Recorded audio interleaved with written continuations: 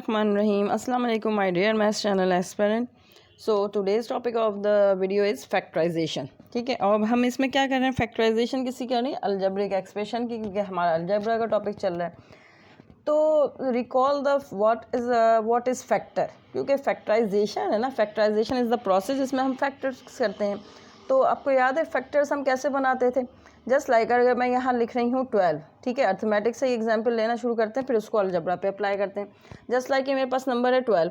अब मैं कहूँ इस 12 के आप फैक्टर्स बनाएं, तो 12 के फैक्टर्स आपको पता है. 12 क्या मतलब, फैक्टर्स बनाने का क्या मतलब होता था कि वो नंबर जो कि 12 को कम्प्लीटली डिवाइड कर दे, यानी कि जो डिवाइड कर दे वो उसके फैक्टर्स होते हैं.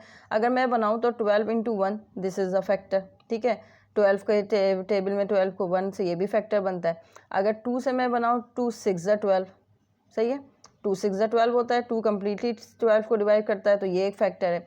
3 से बनाते हैं तो 3 × 4 = 12, ओके. तो ये हो गया 3 × 4 = 12. तो 4 × 3 = 12, फिर वो हो जाएगा 4 × 3 = 12 और 6 × 2 = 12. तो देखें जब रिमेनिंग नंबर आ जाता है ना, यानी कि 4 × 3 = 12, तो हाईएस्ट नंबर तो यहाँ आ चुका है ना मेरे पास 4. तो ये तमाम फैक्टर्स किसके हो गए, 12 के, ठीक है. तो ये होता था फैक्टर के. मैं 4 और 3 को जब आपस में मल्टीप्लाई करूँ तो वी गेट 12, हमें वापस वही चीज़ मिल रही है. 2 और 6 को मल्टीप्लाई करें तो हमें 12 मिल रहा है, और 12 और 1 को मल्टीप्लाई करें तो भी हमें क्या आपस में मिल जाता है, 12. तो these are all called are factors.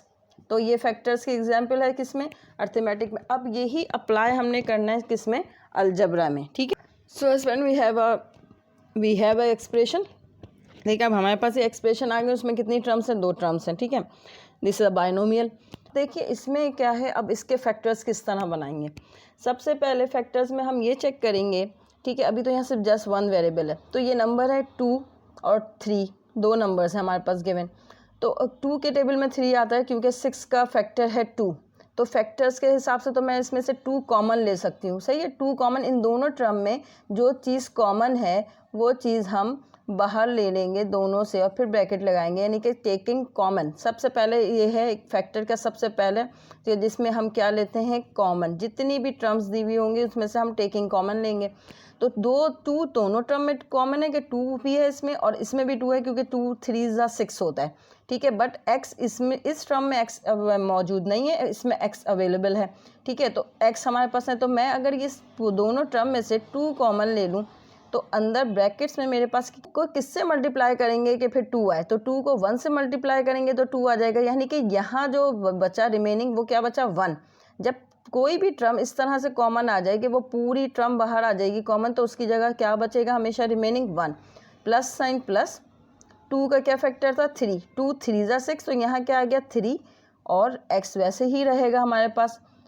तो ये these are 2 factors of this expression. इस एक्सप्रेशन के ये दोनों फैक्टर्स हैं, 2 और 1 + 3x, ठीक है. ये इस पूरी एक्सप्रेशन के फैक्टर हैं. किस तरह देखें, अगर मैं वापस इसको मल्टीप्लाई करूं, क्योंकि फैक्टर्स को मल्टीप्लाई करने पे हमें वापस वही एक्सप्रेशन मिल जानी चाहिए. जैसे कि हम 12 कोई फैक्टर बनाए थे, तो जैसे देखें 4 × 3, 4 × 3 = 12 हो रहा था ना, तो वापस वो चीज़ मिल जाती है. मैं वापस इसको मल्टीप्लिकेशन करके देखती हूँ क्या वापस मेरे पास ये एक्सप्रेशन आ जाएगी.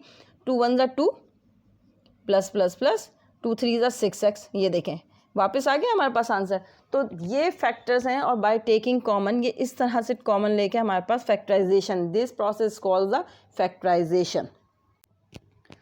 सो एज फॉर अनदर एग्जाम्पल. देखिए अब इसमें देखते साथ आप बता सकते हैं मेरे पास के कॉमन क्या आएगा, दोनों टर्म में से क्या कॉमन आएगा. देखें यहाँ x है तो x और x यहाँ अवेलेबल नहीं है, यहाँ y है. वेरिएबल्स तो दोनों डिफरेंट है दोनों टर्म्स में, बट 5 तो कॉमन है ना दोनों में. 5 यहाँ भी है, और 5 × 3 = 15 होता है, तो 5 यहाँ से भी कॉमन आ सकता है. तो मैं क्या टेक आउट करूँगी, कॉमन. 5 is the common. तो 5 जब कॉमन आ गया तो यहाँ क्या बचा, यहाँ जस्ट ओनली 5 तो कॉमन आ चुका है, तो 5 को किससे मल्टीप्लाई करेंगे, ओनली x से मल्टीप्लाई करेंगे, तो हमारे पास 5x आ जाएगा, ठीक है. ये हो गया 5x यहाँ बचा रिमेनिंग ओनली, क्योंकि 5 कॉमन जा चुका है. प्लस 5 कॉमन गए तो 5 × 3 = 15, 5 से डिवाइड कर दें तो 5 × 3 = 15, और y तो हमने, जाहिर सी बात है हमारे पास वेरिएबल नहीं है, तो ये आ गया y, ठीक है. This is the common. ये हमारे पास फैक्टराइजेशन हो गई. देखिए मल्टीप्लाई कर देते हैं. अगर इससे मैं आपको अभी इसलिए मल्टीप्लाई करके बता रही हूँ ताकि आपको पता चल जाए कि हमें वापस आंसर यही मिलेगा. 5 को मल्टीप्लाई करें तो 5x, और प्लस 5 × 3 = 15 और y, 15y, तो हमारे पास वापस आंसर आ गया ये, ठीक है। अनदर एग्जाम्पल, अब देखें, अब दोनों टर्म्स में वेरिएबल्स भी हैं और दोनों टर्म में नंबर्स भी हैं। तो नंबर्स में तो फ़ौरन समझ में आ गया क्या कॉमन आ रहा है नंबर में, दोनों में अवेलेबल है 3 फैक्टर है 9 का, तो 3 तो हमारे पास कॉमन आ गया। अब देखें, अब जब वेरिएबल्स होंगे तो वेरिएबल्स किस तरह कॉमन आएंगे। देखें यहाँ x है और यहाँ x स्क्वायर है, ठीक है, दोनों टर्म में x मौजूद है, तो x भी कॉमन आएगा x, बट कौन सी पावर कॉमन आएगी, सबसे लोएस्ट पावर जो होगी किसी भी वेरिएबल की वो आएगी कॉमन, अगर वो अवेलेबल, क्योंकि यहाँ x मौजूद है, यहाँ भी x है, और यहाँ x कितना है, 2x है, यहाँ पर यहाँ 2 टाइम्स है ना x, तो एक x यहाँ है, 2x यहाँ है, तो एक x कॉमन आ सकता है दोनों में से, तो ये कॉमन आ गया हमारे पास क्या, 3x। जब 3x कॉमन आ गया तो हमारे पास ये आ गई ब्रैकेट, यहाँ क्या बचा, 3 कॉमन जा चुका है, x भी कॉमन जा चुका है, तो ओनली एक x बचेगा, ठीक है, तो एक x आ गया हमारे पास, प्लस 3 3 ज़ा 9, तो यहाँ आ गया हमारे पास 3, और x हमारा पहले ही कॉमन जा चुका है, तो यहाँ कोई वेरिएबल नहीं बचेगा, जस्ट 3 बचेगा, क्योंकि 3x जब मल्टीप्लाई होगा 3 से, 3 3 ज़ा 9 और x मल्टीप्लाई होकर 9x आ जाएगा हमारे पास वापस। तो ये हमारे पास हो गई फैक्टराइजेशन, और ये दो इसके फैक्टर्स हो गए। सो एक अनदर एग्जाम्पल, अब इसमें कितनी टर्म्स है, 1 2 एंड 3, तो ये क्या हो गई, ट्राइनोमियल भी हो गई, क्योंकि 3 टर्म्स वाली की कोई भी एक्सप्रेशन क्या कहलाती है, ट्राइनोमियल कहलाती है। Polynomial of three terms is called trinomial. अब देखें, इसमें सबसे पहले हम नंबर्स को चेक कर लेते हैं। 2 है, 4 है और 8 है, क्या कॉमन आ सकता है, 2 इज के टेकिंग कॉमन, क्योंकि 2 से 2 के तमाम फैक्टर हैं, 2 तो फैक्टर है 4 का भी और 2 फैक्टर है 8 का भी, लीस्ट है ना 2, हम 4 नहीं ले सकते क्योंकि यहाँ 2 अवेलेबल, 2 है, सबसे लोएस्ट फैक्टर मौजूद है, तो 2 तो कॉमन आ गया, ये समझ में आ गया, 2 कॉमन हो गया। अब वेरिएबल्स की बात करते हैं, देखें यहाँ एक्स वाई है, यहाँ वाई जी है और यहाँ एक्स वाई जी, यानी कि तीनों वेरिएबल्स हैं, इसमें 3 वेरिएबल्स हैं इसमें इस एक्सप्रेशन में एक्स वाई एंड जी।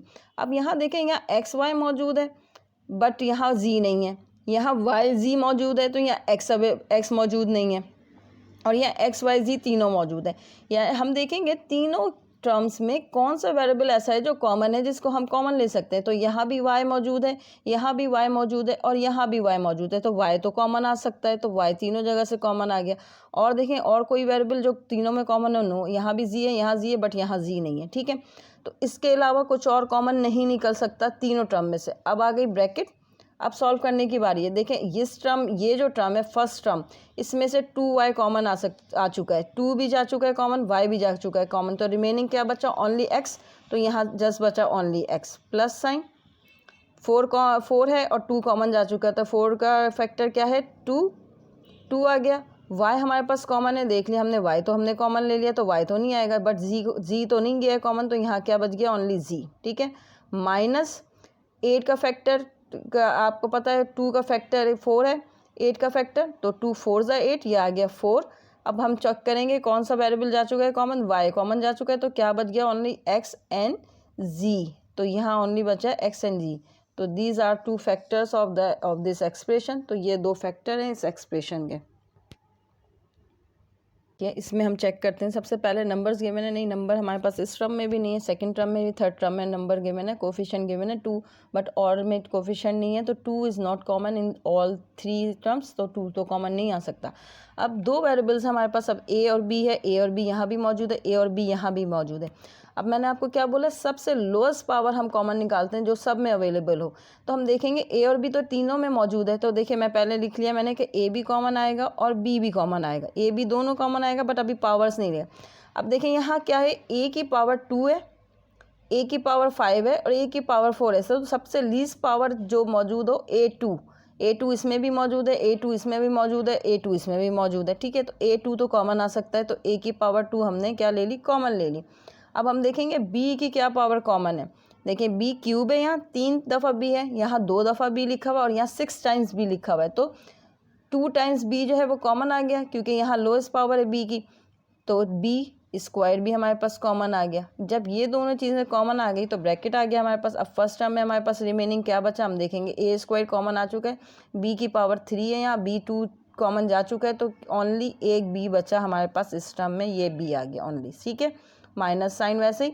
अब a कितना बचा है यहाँ पर देखें, a की पावर स्क्वायर तो जा चुका है, तो कितना बचेगा, a की पावर 3 हमारे पास कॉमन बचेगा, क्योंकि जब मल्टीप्लाई होती हैं तो पावर ऐड हो जाएगी, a से a स्क्वायर मल्टीप्लाई होगा तो पावर कितनी हो जाएगी, 3 + 2 5, तो a3 बचेगा हमारे पास। ठीक है, उसके बाद क्या हो गया हमारे पास, अब देखें b तो कुछ नहीं बचा, क्योंकि b स्क्वायर कॉमन जा चुका है, तो b तो यहाँ कुछ नहीं बचा, b ख़त्म, प्लस साइन, अब 2, क्योंकि 2 तो है हमारे पास यहाँ। अब a कितना बचा, a 4 है यहाँ पावर, और 2 पावर का कॉमन जा चुकी है, तो कितनी पावर बची है हमारे पास, a2, क्योंकि इस मल्टीप्लाई होने में पावर ऐड हो जाएंगी। अब b की पावर चेक करते हैं, देखें b की पावर यहाँ 6 है, और b की कितनी पावर कॉमन जा चुकी है, b का स्क्वायर कॉमन जा चुका है, तो b की पावर कितनी बन जाएगी, 6 में से माइनस कर दें आप 2, तो कितना बचता है 4, मल्टीप्लाई होंगे, b से मल्टीप्लाई हुआ, b से मल्टीप्लाई हुआ, और पावर्स क्या हो जाती है ऐड, 4 + 2 6, तो दीज आर टू फैक्टर्स, ये हमारे पास 2 फैक्टर्स हो गए। आई होप कि आपको ये फैक्टराइजेशन बहुत सिंपल है। अभी जस्ट हमने कॉमन निकालना सीखा है विद इन द जो 3 टर्म्स, जितनी भी टर्म्स गिवन है, अगर उसमें कुछ कॉमन आ रहा है तो ये कॉमन के थ्रू फैक्टराइजेशन है। ये बिल्कुल स्टार्टअप है। फर्स्ट फैक्टराइजेशन का फर्स्ट मेथड क्या है, बाय टेकिंग कॉमन, तो हम ये उसके थ्रू किया है अभी हमने। ठीक है, आई होप कि आपको ये समझ में आ गया होगा। Thank you my dears. Like, share and subscribe my channel.